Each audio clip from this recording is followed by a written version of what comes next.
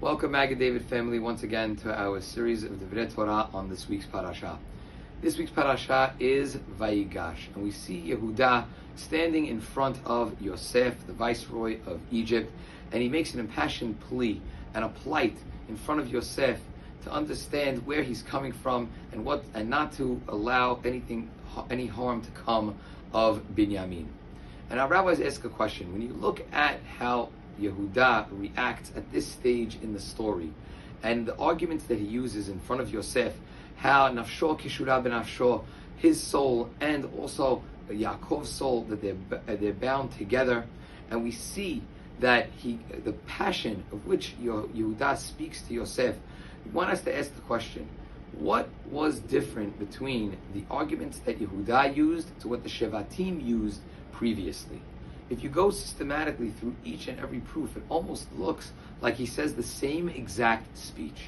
So the question is, why was Yehuda's words accepted by Yosef, and what causes Yosef to break down when he hears the speech of Yehuda?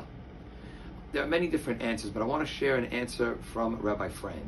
Rabbi Frand says that Yehuda, after having stood in front of Yaakov, understood the message on a face-to-face level, and now faced with the terrible catastrophe of possibly not returning home with Binyamin, his emotion was doubled, if not tripled, when he gave over his speech. Now, in real time, when it actually came time for it to happen, now Yehuda was able to now reach down and muster up enough emotion to give a stirring speech to Yosef. The contents may have been the same, but the delivery and the emotion of which Yehuda was able to speak and strike directly to the heart of Yosef was enhanced because of his face-to-face interaction and speech that he received from his own father Yaakov, where the Shevatim, it was more theoretical. We learned a tremendous lesson from this. We're living in a digital world, in a world filled with virtual reality. Nothing can really top the face-to-face reaction, the emotion of being there live, the emotion of seeing, feeling, and touching and experiencing in the real world. And this applies to our Avodat Hashem. Really going to attend the class is 10 times more powerful than hearing the audio.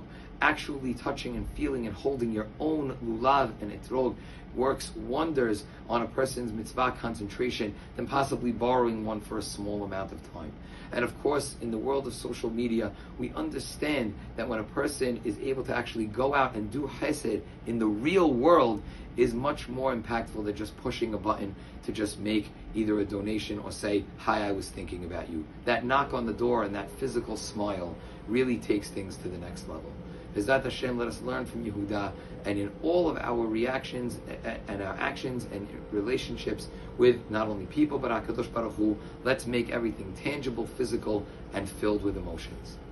Now for this week's Torah trivia question: in which parasha do we see a connection to fish in this week's parasha? Fish in this week's parasha.